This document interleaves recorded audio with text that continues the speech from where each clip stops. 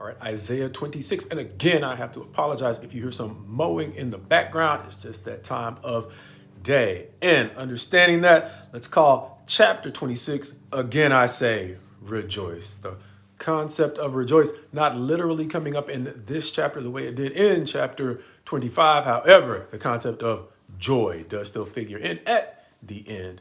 Understanding that this chapter, much like a large section of the Proverbs, is going to contrast righteousness and wickedness. The first 9 verses or so talking about the concept of righteousness from seemingly 3 perspectives. Verse 2, open the gates that the righteous nation that keeps my faith may enter in. Verse 7, talking about the path of the righteous being level. And then finally, verse 9, talking about seemingly the way in which the righteous learn more righteousness. Where at the end it says, for when your judgments are in the earth, the inhabitants of the world learn righteousness. In contrast, verse 10 is going to pick up on the way in which no matter how much the wicked are exposed to righteousness, it doesn't seem to produce effective change. Verse 10 saying, if favor is shown to the wicked, he does not learn righteousness. Thus, the next few verses going on through verse 14 are going to seem to describe, among other things, at least 2 things. One, as we've seen before, the way in which God brings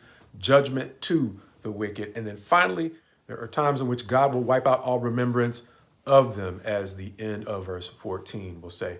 Verse 15 going on to talk about the righteous once again when he says, however, or but you have increased the nation, O Lord. It's not all happy times, though, because even his righteous have to endure times of discipline, as verse 16 will say. However, the hope comes at least by the time we get to verse 19, where it says, your dead shall live, their bodies shall rise.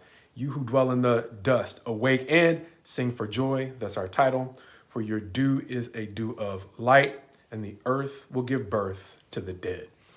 Seeming to point forward to at least a hope for the dead in resurrection, a dominant theme in the life of Christ.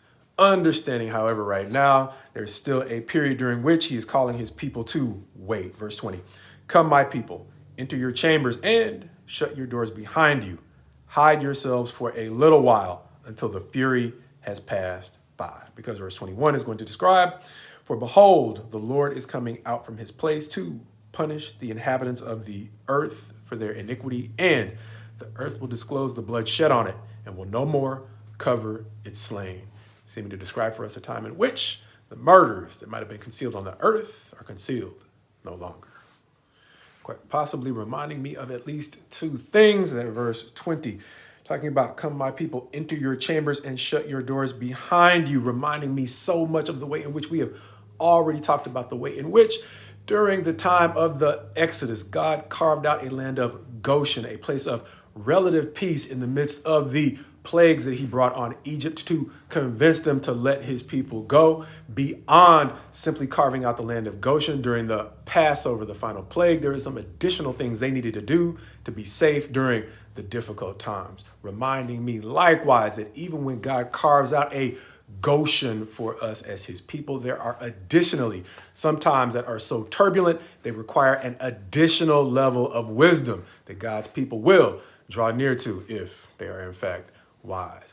Reminding me of the way in which the writer of the New Testament book of Hebrews reminds us that God is a rewarder of those who diligently seek him, in the New King James Version, whose translation I prefer for that particular passage. A passage that reminds me of the more famous verse from this chapter, that being verse 3, you keep him in perfect peace whose mind is stayed on you because he trusts in you.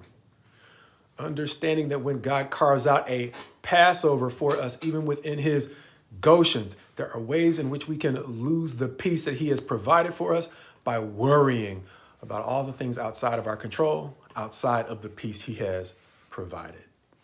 Which is not me calling for us to bury our heads in the sand, as much as it is a call to both rejoice in the peace and seek his guidance in effectively preparing for the days ahead.